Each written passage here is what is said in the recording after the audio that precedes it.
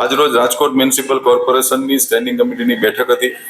આ બેઠકની અંદર કુલ 24 દરખાસ્તો હતી। રાજકોટ શહેરના અલગ અલગ વિસ્તારોમાં વિકાસ કામોની કુલ 24 દરખાસ્તો આવી હતી। એમાંથી કુલ 4 દરખાસ્તને પેન્ડિંગ રાખવામાં આવેલ છે। બાકીની તમામ દરખાસ્તો મંજૂર કરવામાં આવેલ છે। કુલ આજની સ્ટેન્ડિંગ કમિટીની બેઠકની અંદર 162 કરોડ 67 લાખ 77,000 જેવી રકમના ખર્ચે રાજકોટ શહેરના અલગ અલગ વિસ્તારોની અંદર વિકાસ કામોની આજે ભારતીય જનતા પાર્ટીના સૌ કોર્પોરેટરોએ આજની આ સ્ટેન્ડિંગ કમિટીમાં મંજૂરીની મહોર આપવામાં આવી છે। પેન્ડિંગ રાખવામાં આવી છે દરખાસ્ત કઈ છે અને શા માટે પેન્ડિંગ રાખવામાં? એક દરખાસ્ત 3 નંબરની દરખાસ્ત છે, જે સૌરાષ્ટ્ર શૈક્ષણિક અને સેવા સમાજ ટ્રસ્ટની લીઝ ઉપર શાળા આપવાની જે દરખાસ્ત છે, એમાં વધુ અભ્યાસ અર્થે એ દરખાસ્તને પેન્ડિંગ રાખી છે।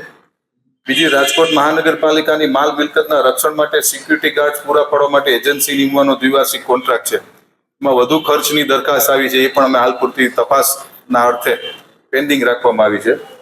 પછી કુલ ક્રમ નંબર 6, રાજકોટ મહાનગરપાલિકાની જુદી જુદી શાખાઓની જગ્યાઓમાં પગાર ધોરણમાં સુધારો કરવા અંગેની દરખાસ્ત હતી, એને પણ વધુ અભ્યાસ અર્થે પેન્ડિંગ રાખી છે।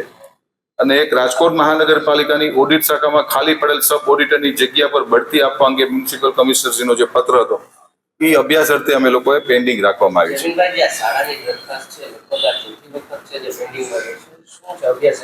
એમાં વિષય ખાલી એટલા પૂરતો છે કે જે સંસ્થાએ છે માસિક 251 રૂપિયાના ભાડાથી અમારી પાસે એને ડિમાન્ડ માગણી કરી છે, ઇન્ફ્રાસ્ટ્રક્ચર અને જગ્યા મહાનગરપાલિકાની છે, પરંતુ રાજકોટ મહાનગરપાલિકા દ્વારા ધ્યાનમાં આવ્યું છે કે ત્યાં વિદ્યાર્થીઓ પાસેથી પૈસા લેવામાં આવે છે અને કુલ વાર્ષિક 1,69 લાખ જેવો એને ફીસની આવક છે।